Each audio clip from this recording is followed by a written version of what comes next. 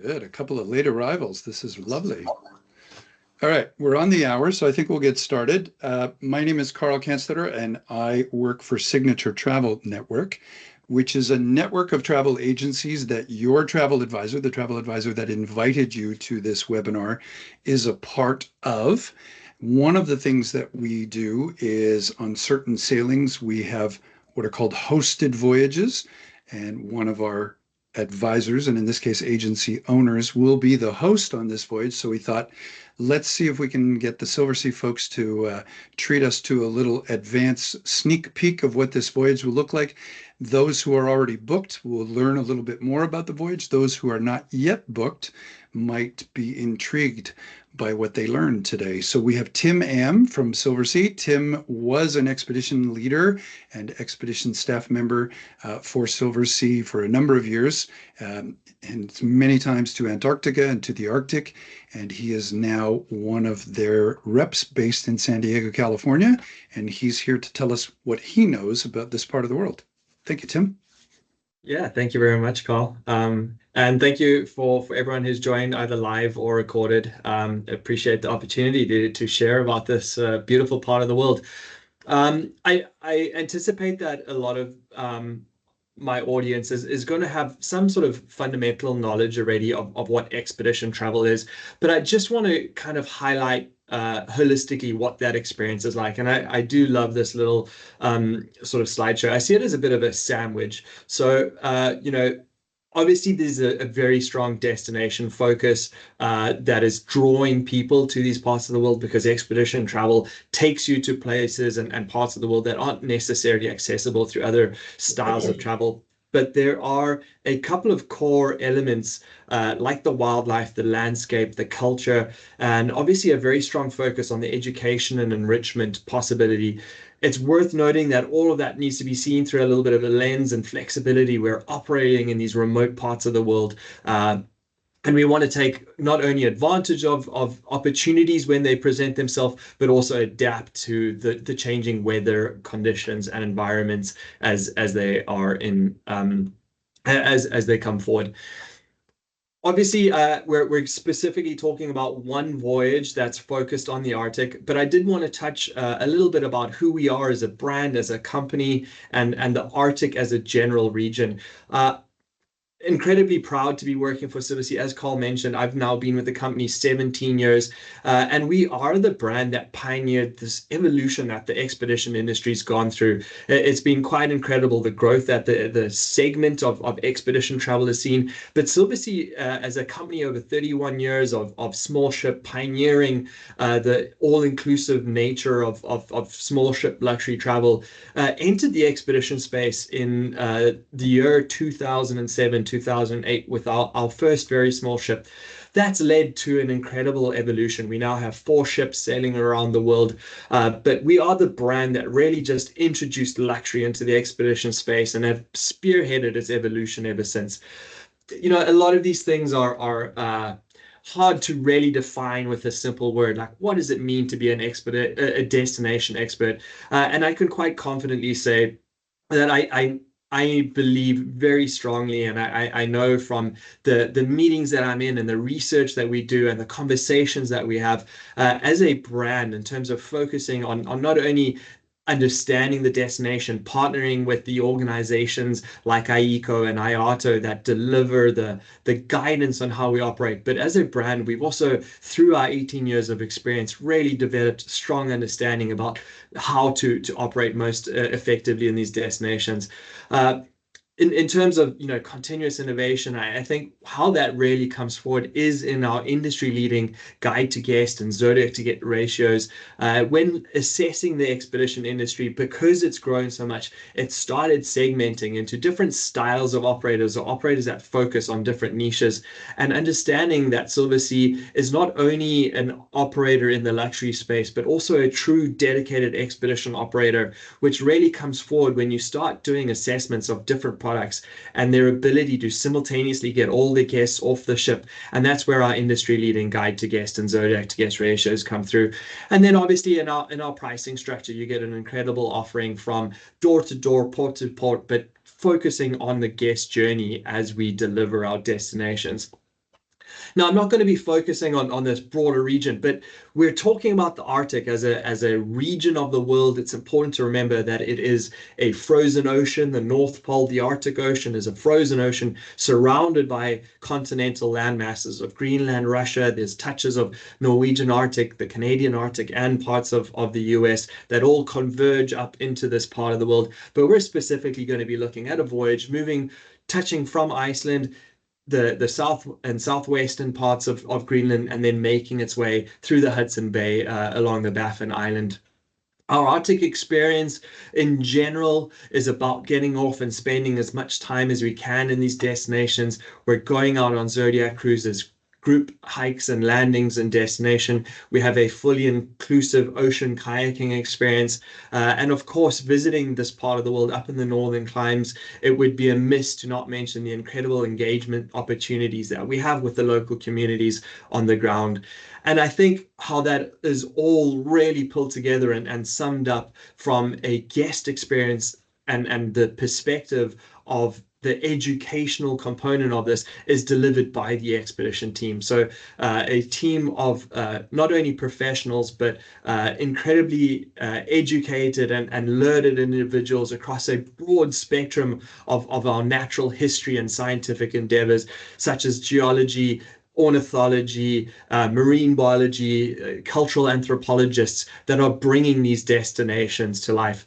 We have 2 ships up in the Arctic during the season. We have, as I mentioned, 4 in total, so 3 down in the polar regions. But we're specifically going to be focusing on the Silver Endeavour, our vessel for this region. Now, I just want to touch on the expedition team for a little bit longer. I mentioned that we have industry-leading guide-to-guest ratios. We operate at about a 1:10 guide-to-guest ratio.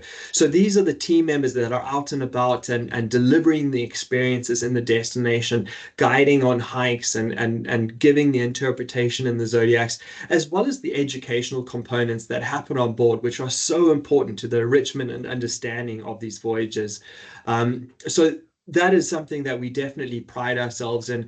And the other sort of operational element to that, or how that comes through, and I recognize that this is not the Arctic, so please don't hold me for that, but the Zodiac is the tool. It's the means within which we access destinations. I'm South African by birth and upbringing, so the analogy of safari at sea is something that I can really get behind when it brings that experience to life. Our Zodiac is our game drive vehicle, and for a destination like the Arctic, having the ability to get all of our guests off the vessel simultaneously by having equipped ourselves with a team and a fleet of Zodiacs big enough to deliver this is an important part of distinction when looking at and assessing different operators in this part of the world. Now, I want you to see everything that I talk through of this lens of Silversea, the brand that's pioneered small ship luxury cruising, the fastest growing fleet, the largest fleet in ultra luxury cruising. And we've had an incredible growth journey over the last few years. So I want you to assess the onboard offering in terms of this is a lead-in entry suite level on the Silver Endeavour, but it's going to be paired with 2 incredible concepts of personalized service and the culinary program that we get to deliver in this destination. And I believe that this is an important part when assessing these programs, when assessing the ability of a product to deliver in a destination. But we'll focus a little bit more specifically on this specific trip, this voyage that we're looking at, making its way from Reykjavik, from Iceland, as I mentioned, along the sort of southwestern tip. Let me get my laser pointer. So we're going to be coming into Prince Christiansund, the first approach to Greenland, a couple of small coastal communities, making our way across to Iqaluit for our clearance into Greenland, and then a couple of other exciting destination as we make our way. Now, I mentioned this is all being delivered on the Silver Endeavour. I'm not normally someone that spends too much time in my presentations talking about the vessels, because I see them as the means to the end. But not spending a little bit of time on her would I believe be a little bit remiss. She is the most expensive expedition ship ever built. I'll say quite comfortably that we didn't have to fork out for that. We just managed to acquire her at a reasonable discount, let's say. But what does that mean? What does the most expensive expedition ship in the world mean from a guest experience perspective? Now, I love this image. I think it's a little bit representative of the experience. But this is what we call the mudroom. So this is where prior and post every off-ship activity, we're returning to the ship, every guest has a little locker and a place to put their boots. But what I love about this is each one of those boots is actually sitting on a vented pipe that's coming up from the engine control room, and it's blowing hot air into your boots, so that when you come and put them on to go up for your Arctic landing, there you got nice warm toes. So just a sort of little taste of what the vessel looks like. She has an incredibly well-equipped library and research sort of area. Obviously, the educational component is so important to us. So we have the theater or the Explorers Lounge, where we have those recaps and briefings. At the beginning of every day's planning comes this recap period where the expedition leader and some of the team will talk about potentially what's happened that day or precap on the following day's activities. So a very important part to start digging into the understanding of the delivery of this destination. Just a few more quick little images. Obviously, a wonderful forward-facing observation lounge to take in some of the sailings through the scenic fjords that we're approaching. And then, of course, some wonderful dining opportunities in the restaurant. We have multiple different dining menus. We also have the little pool grill, or Serino, as it's called. I do point out that the pool deck does get covered during meal hours, so you don't have to worry about falling into the pool on your way to the buffet. And again, I'm not really someone who normally puts this type of information in a presentation, but just to give you a little bit of an overview of our lead-in entry suite, all with outside balconies, a separate little living area, obviously incredibly comfortable beds, a walk-in closet, and then ample space in the bathrooms. So just to show you, you'll be in extreme comfort and absolutely look after in terms of the onboard offering and how that's going to come together for the guest experience. But as I say, I really want to focus on the off-ship and how we're going to dive into that destination. So I'm going to do that. And I think the first thing that really strikes my mind and information that I want to bring across is, as we head over from Reykjavik, departing from Iceland, we start making our way to the southern tip of Greenland, the world's largest island, but also the only ice sheet in the northern hemisphere. And right on the southern end of the island, as we start cruising through the fjord systems of Prince Christian, soon we get to the southern terminus of the only ice sheet in the northern hemisphere. What's so unique about this is the massive icebergs that you get drifting off from that ice sheet all along that Greenlandic coastline that we're going to be exploring and visiting along the way. One of the next sort of big highlights or areas that we get to visit is a fantastic old cathedral or church. This is really bringing to life the significance of the Icelandic or old early Norse people that were coming out to this part of the world. This is where Eric the Red came and established one of the first sort of European colonies in Greenland, and we get to explore this incredible church at Silversea. I found in some of my old files and videos from trips in the past when I went there a little bit of commentary. So I just wanted to share this with you, and I think it's a great sort of representation of how we interact with this destination.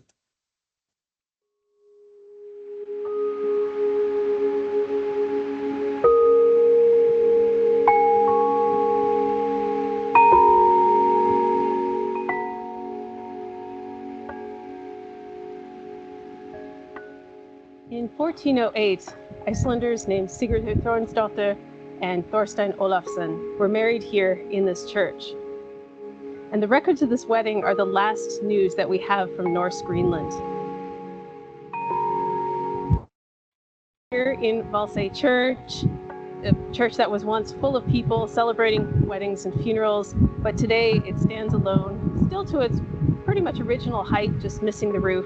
But it shows what, even here on the edge of the earth, the Europeans and the Norse Greenlanders were capable of.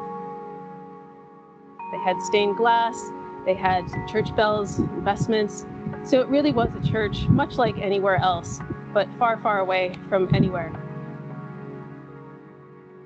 Sometime in about the mid-1400s, the Norse Greenlanders disappeared, and the Inuit have stories of the bells ringing through the fjords with no one to listen to them.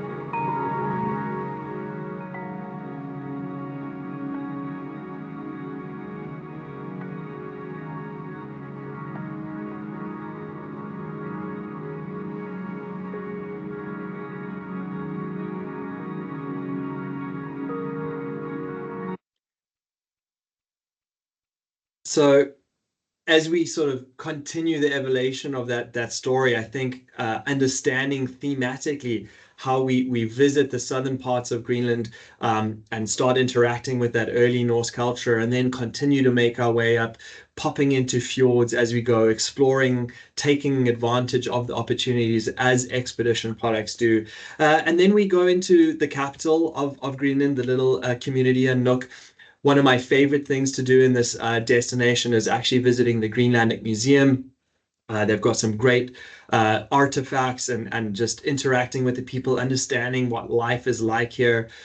You know, Greenland as an island nation has about 50,000 people on it. So it's really kind of a small community. There's not much in terms of road connectivity between these little communities, and they rely strongly on their dog sled teams in the winter months, and obviously boat traffic in the summer months when all the ice is receded. But really just incredible opportunities to start engaging with these communities and cultures as we explore this part of Greenland. One of the other incredible things and opportunities about Greenland is its ability to go on some really nice long exploratory hikes. You will see, and he's standing here. We do obviously accompany all of those hikes with our guides, with guns, and make sure that we're operating in safe environments. But in general, Greenland is not the focus of, or the wildlife in this part of Greenland is not the focus on this trip, because we're predominantly in the areas around the communities, and they still actively hunt the seals and the polar bears in that environment. I will point out, obviously, there are some great opportunities for zodiac cruising, taking in some of the incredible bird cliffs, and just seeing the massive sort of amounts of ice that are coming off that Greenlandic ice sheet. So from an experience perspective, obviously don't want to give away the whole experience and go through a strict day-by-day program.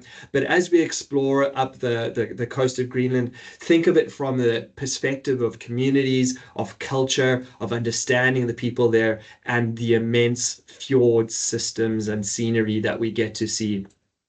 We then jump across to the Canadian Arctic. We go into Iqaluit for clearance. This is a very common image that we see, and as a dog owner and lover myself, there's this sort of thought in your mind like, oh, poor dogs, they're tied up and locked, and this is their life. I think it's really important that we recognize that these are working animals. These are people's livelihoods. They're incredibly well treated and looked after, but they are working animals, and you can't just go up and approach these dogs and interact with them. But in terms of the transition to the Canadian environment, we start going to places like Ukpatok Island, the Lower Savage Islands, and as we make our way deeper and deeper into the Hudson Bay, the types of things that we're hoping to see here, definitely zodiac cruising, looking for some of the other iconic high Arctic species, such as the walrus, hold out on the rocks here. And of course, this is one of the regions that we're really focusing and hoping to find polar bears. As things stand with the changing rules and regulations that we get across the entire Arctic region, it's my very strong belief that this part of the Canadian Arctic is our best opportunity in the entire Arctic region to see polar bears in their natural habitat. So we spend a lot of time zodiac cruising and exploring around. This is one of those destinations, Akpatok Island. And I'm just going to show you a little, again, sort of snippet or video of what that daily program might have looked like as we explore this part of the world. Let me get my volume on this.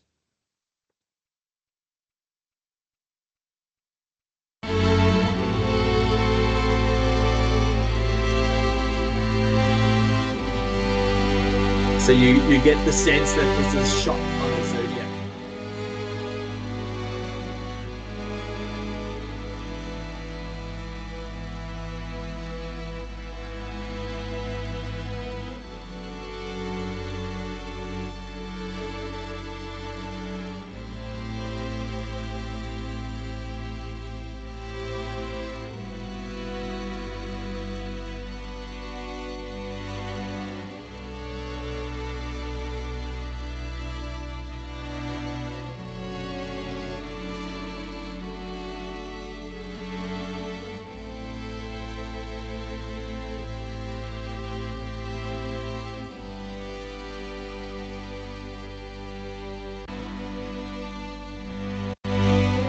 So you really get a little bit of a sense of what it's like zodiac cruising through these sort of fingulates of the fjords that come off on the southern tip of the island.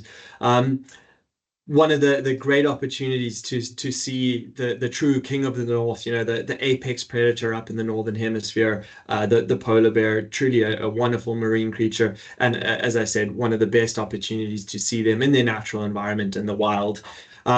Other wonderful opportunities are exploring some of the bird cliffs in this area.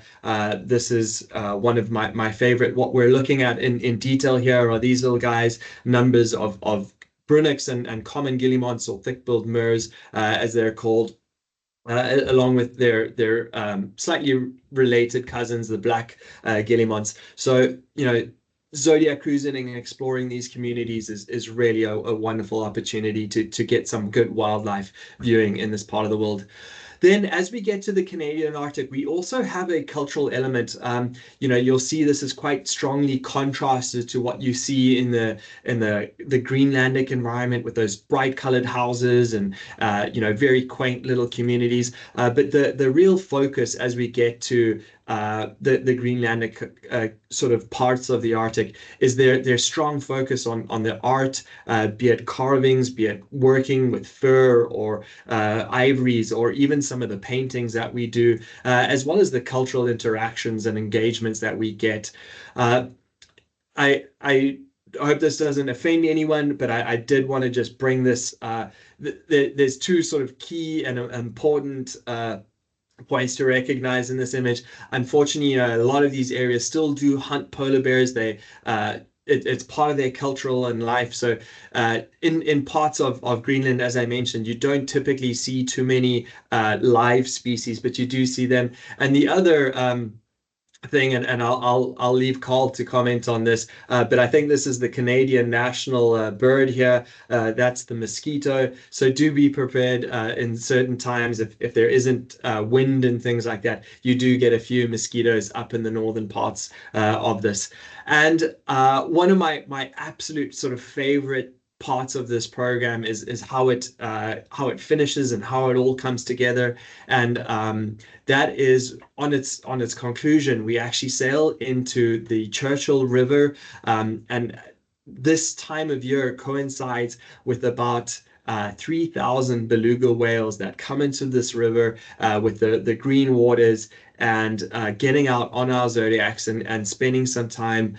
You can just follow them, watching them. The water has this sort of greenish hue, and it really is just an incredible experience to be on the zodiac and interacting and listening to them. We'll have some of the marine biologists put the hydrophone in the water so you can hear their communications and talking. Obviously, the trip is concluding itself in Churchill. which is very well known for its polar bears. To just give you a little bit of understanding, Churchill sits on the southern end of the Hudson Bay, and because of lake effect and all of these things, the Hudson Bay actually freezes from the southern end first before it moves north, which is a little bit counterproductive. You'd think the colder north would freeze first, but it freezes from the south, and that's why it's so well known for its polar bears. They all congregate and gather in the southern end, waiting for the sea ice to freeze, because that's their primary feeding platform. They're making their way up north using the sea ice as their hunting platform for the seals that are in the bay. So there is a polar bear jail and opportunities for that post program to spend some time, although our the main focus for our program is not the polar bears in Churchill. It's definitely about the belugas in the river, and then from there the culmination of the voyage is a charter flight provided by Silversea, finishing in Montreal, where our guests are then on their own travel and onwards journey. Now, for those of you that are looking at this voyage, my colleague has been very gracious to extend some savings on this offer. I think the most important sort of element that we get often asked about is the VIP package also includes complimentary laundry. This is a longer trip, so that is a wonderful opportunity, although we also have the self-service laundrette on board. So this is in particular for this specific voyage, and valid through to the end of the month, in the end of March. But from my perspective, I also wanted to leave some time for engagement, and if there were any questions, I would love to try and address them or take them. I've been focused on the presentation, but there is a Q&A box. So if anyone at this point has any, please feel free to pop them into the question box, and I'll happily try and address them, or any other elements about what this voyage might entail from an expectation perspective.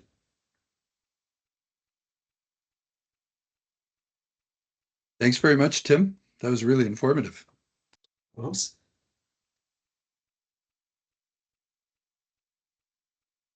Anybody have any questions for Tim? It's a great opportunity to speak to someone who's actually been there. What to expect on board, what to expect off the ship, what to pack. Stunned told silence. You did a good job. I would just like to add, this is Betsy Burks. I'm with Silversea in Houston, and I did a similar trip last summer on this ship. The ship's beautiful. If you'd never get off the ship, you'd be cool. But I also have to say it was a great way to escape some Texas heat, and just really see, just a beautiful part of the world that seems so far away, but it was really easy to get to, and back and forth and so forth. But Silversea made it really easy. So I'm very blessed, and I'd really like to go again. So I may have to see if I can get signed up also. So thank you, Tim. I appreciate your time, and you as well, Carl. Yeah. Anytime. And folks, if you haven't already booked and you're interested in doing so, reach out to your Signature Travel Network travel advisor. If you're already booked and you have questions or want to take advantage of some of the things that Tim mentioned, again, please reach out to your Signature Travel Network travel advisor, basically the travel advisor who invited you and sent this link to you. And if there are no more questions or no questions, we'll leave it at that. Thank you very much, Tim. And Will this this has be been uploaded recorded on the website?